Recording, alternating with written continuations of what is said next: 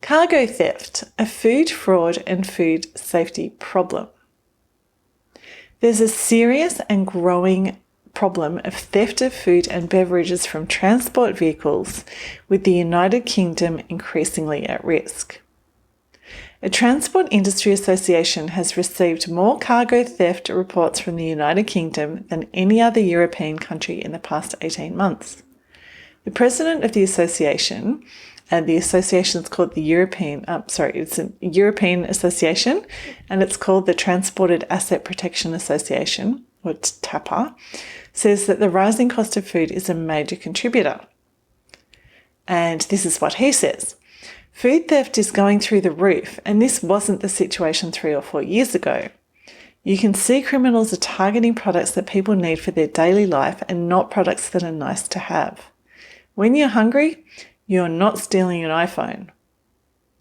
Some of the foods that have been stolen in the United Kingdom in the past 18 months are large consignments of tinned tuna, infant formula, chewing gum, cheese, milk, pistachio nuts, whiskey, vodka, and gin. While stolen products often end up being sold in online marketplaces like eBay and Facebook, they are also channeled back into legitimate supply chains. An officer from the United Kingdom's National Vehicle Crime Intelligence Service says that they can even end up in supermarkets. There have been examples, he says, where a supermarket representative has had to ask a competitor's store, "Why are you stocking this? Because you shouldn't have it. This is our stuff. This is our brand." The thefts are perpetrated by organised crime groups who arrange for goods to be stolen from trucks or lorries by cutting holes in the soft sides of the trailers while they're parked at night.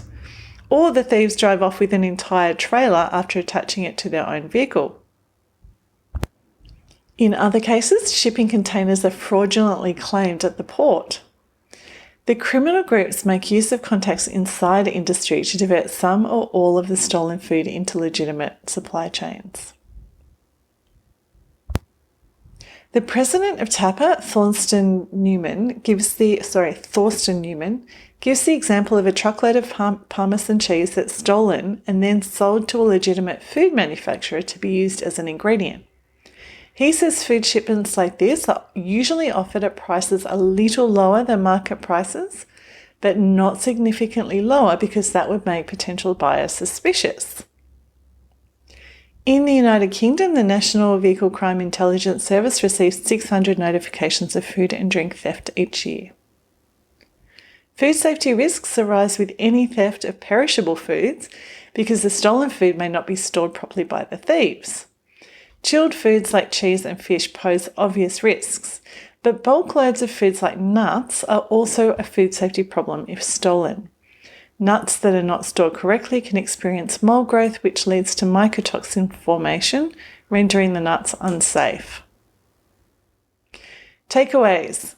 No food business is immune to the effects of cargo theft, and even large retailers have been caught out after inadvertently receiving stolen goods. Some food fraud experts claim that you can recognise stolen or fraudulent foods because their prices are too good to be true. This is incorrect. Stolen foods can be sold at or close to normal market prices. Food manufacturers and food businesses that are approached by new suppliers should be aware that the ingredients or products they are offering for sale could have been stolen or diverted from their intended recipients.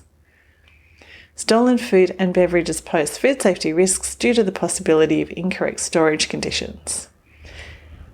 And the main source for the story, of course, is linked in the email.